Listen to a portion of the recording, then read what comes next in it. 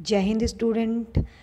Today we will start first chapter in civics. What is democracy and why democracy? First of all, we will discuss about what is the general meaning of the democracy. Do you know what is the general meaning of the democracy? आप लोगों ने बहुत पहले से third fourth class से ही आपने start किया होगा पढ़ना डेमोक्रेसी के हमने जनरल मीनिंग पढ़ा है, लेकिन आज हम इसमें बात करेंगे कि डेमोक्रेसी क्या है और डेमोक्रेसी हमारे लिए ज़रूरी क्यों है। सबसे पहली बात है कि डेमोक्रेसी में ऐसी कौन सी खास बात है कि जो हम लोगों के लिए ज़रूरी है। तो सबसे पहले मैं आपको एक डेफिनेशन के थ्रू आज आपको समझाने की कोशिश करूँगी कि डेफिनेशन क्या कहती है डेमोक्रेसी की। तो देखिए, जैसे इस पिक्चर के थ्रू आपको कुछ समझ में आ रहा होगा कि हमारे सामने बहुत सारी प्रॉब्लम्स होती हैं। जिस कंट्री में हम सर्वाइव करते हैं, जहाँ पे हम सर्वाइव करते हैं, वहाँ पे हमारे सामने बहुत सारी प्रॉब्लम्स होती हैं। जैसे देखने को मिल रहा है हमें सामने कि बहुत सारे स्टोन्स हैं और उनको हटाना, कैसे हटाया जाए, ऐसी कौन सी हम मेथड को अप्लाई करें जिससे ये सारी जितने भी हमारे सामने ये बैरियर्स हैं उनको हटाया जाए। तो ये सिर्फ और सिर्फ इन सब का एक सॉल्यूशन है, वो है डेमोक्रेसी। स्टूडेंट, सबसे पहले हम बात करेंगे कि बैकग्राउंड। इसमें वैसे अगर हम सीबीएसई की बात करते हैं तो इसमें जो फर्स्ट चैप्टर है आपका वो डिलीट हो चुका है। उसमें कंटेम्प्रेरी डेमोक्रेसी के बारे में डिस्कस किया हुआ है।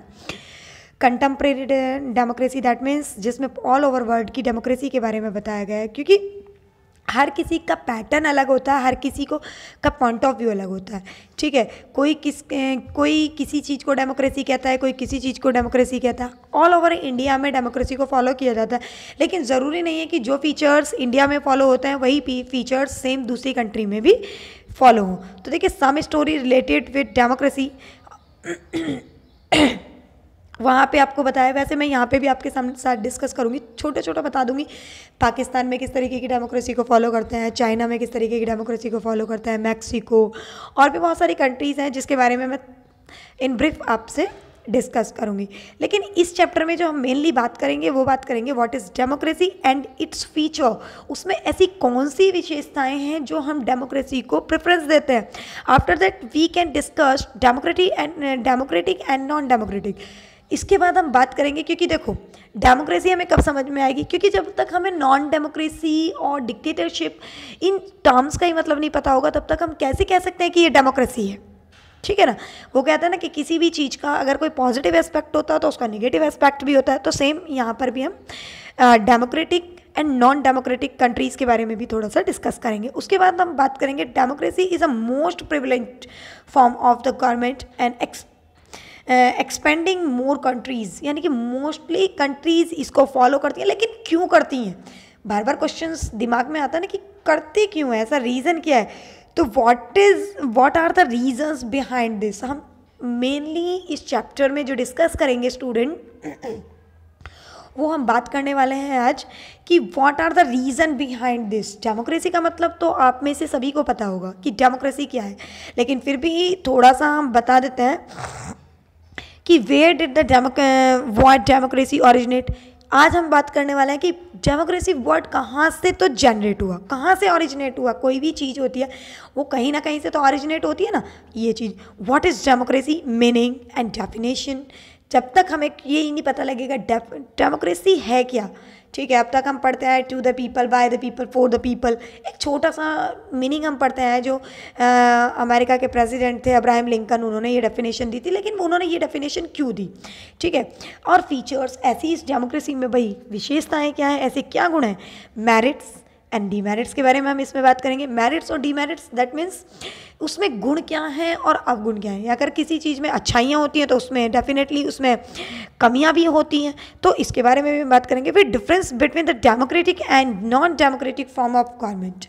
हम यहाँ पे बात करेंगे कि डेमोक्रेटिक और नॉन डेमोक्रेटिक गवर्नमेंट में क्या डिफरेंस होता है, ठीक है। इसके बाद डेमोक्रेसी डायरेक्ट और इनडायरेक्ट एक फॉर्म में आती है कि एक तो डेमोक्रेसी होती है डायरेक्ट, एक होती है इनडायरेक्ट। थोड़ा सा इसके बारे में डिस्कस करेंगे। अभी स्टूडेंट मैंने आपको पूरे चैप्टर का ओवरव्यू बताया है कि ओवरऑल हम इस चैप्टर में एक्चुअली क्या क्या डिस्कस करने वाले हैं। So let we start now. First of all देखो, ये जैसे मैंने बताया था कि case studies about different nations, जैसे म्यांमार आर्मी रूल चलता है, चाइना में जो पिनोचेट चलता है, नेपाल में मोनार्की चलती है, पाकिस्तान में मिलिट्री पावर चलती है, जब परवेज़ मुशर्रफ की 1992 वाला केस हम डिस्कस करेंगे, पोलैंड में, चाइना में, ठीक है, मैक्सिको, बहुत सारी कंट्रीज़ हैं जहाँ पर अलग अलग फॉर्म में हम डेमोक्रेसी को देखते हैं।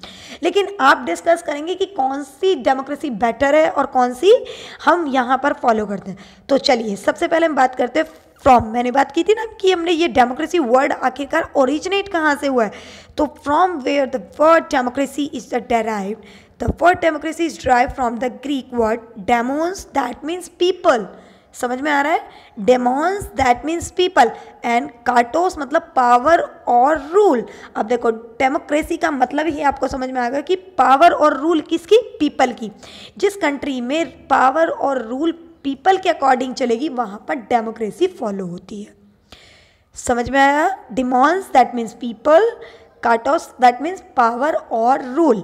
ओके, अब बात करते हैं मीनिंग ऑफ डेमोक्रेसी। अब तो हमने बात कर ली कि भाई डेमोक्रेसी कहाँ से ओरिजिनेट हुई, इसका प्रॉपर मीनिंग क्या है। अब बात करते हैं कि democracy is the form of government. Democracy एक गवर्नमेंट की फॉर्म है, यानी कि एक रूप है गवर्नमेंट का, गवर्नमेंट नहीं है। बहुत से स्टूडेंट इसमें कंफ्यूज हो जाते हैं, वो कहते हैं, कभी कभी हम उनसे पूछते हैं कि कौन सी गवर्नमेंट चल रही है, तो वो कहते हैं तो हम ये नहीं कहेंगे डेमोक्रेसी गवर्नमेंट, डेमोक्रेसी एक फॉर्म है जो हम अप्लाई करते हैं। जैसे हमारे यहाँ पे अभी गवर्नमेंट किसकी है? बीजेपी की गवर्नमेंट है, लेकिन बीजेपी है वो कौन सा मेथड अप्लाई कर रही है? वो मेथड अप्लाई कर रही है आपकी form of democracy is a form of government, यानी डेमोक्रेटिक फॉर्म को अप्लाई कर रही है। फिर अब इसमें होता क्या है? In which the rulers are elected by the people, जिसमें रूलर्स किसके थ्रू इलेक्टेड हो रहे हैं? रूलर्स दैट मीन्स जो आपके प्राइम मिनिस्टर्स हैं, जो आपके लिए लॉ मेकर हैं, जो आपकी लेजिस्लेटिव बॉडीज़ हैं, आपके मिनिस्टर्स हैं, आपके एमएलएज हैं, वो किसके थ्रू इलेक्ट हो रहे हैं? वो इलेक्ट हो रहे हैं हम लोगों के थ्रू। हम लोगों के मतलब यूनिवर्सल एडल्ट फ्रेंचाइजी हमारे यहाँ पे फॉलो होती है। यूनिवर्सल एडल्ट फ्रेंचाइजी मतलब जो 18th ईयर को क्रॉस कर लेता है उसके पास राइट टू वोट आ जाता है, और वो अपने लीडर को चूज़ करने के लिए बिल्कुल फ्री है। ठीक है, ये देखिए, तो व्हाट काइंड ऑफ इलेक्शंस, हमारे यहाँ पे कैसा इलेक्शंस होता है? तो फ्री एंड फेयर इलेक्शंस होता है। Who are the people? अब पीपल कौन है? पीपल जिस कंट्री में आप रहते हो उस कंट्री के पीपल। और कौन पीपल? जो जिन पीपल्स ने 18 ईयर्स की एज को क्रॉस कर लिया है। What kind form of the government, ये कौन सी काइंड की फॉर्म ऑफ गवर्नमेंट है? ये गवर्नमेंट है आपकी डेमोक्रेटिक। ठीक है, अब्राहम लिंकन की बात करते हैं कि democracy is the government of the people. Democracy एक ऐसी गवर्नमेंट है जिसमें लोगों के द्वारा गवर्नमेंट को बनाया जाता है, लोगों के लिए बनाया जाता है। ठीक है, ये गवर्नमेंट होती है, लोगों के लिए, लोगों के द्वारा ही बनाया जाता है। ठीक है, ऐसी गवर्नमेंट होती है। तो आई होप आपको मीनिंग डेमोक्रेसी का क्लियर हुआ होगा। स्टूडेंट, नेक्स्ट वीडियो में मैं आपके साथ डिस्कस करूँगी मेरिट्स, डिमेरिट्स डेमोक्रेसी की, नॉन डेमोक्रेटिक, डेमोक्रेटिक। ठीक है, थैंक यू।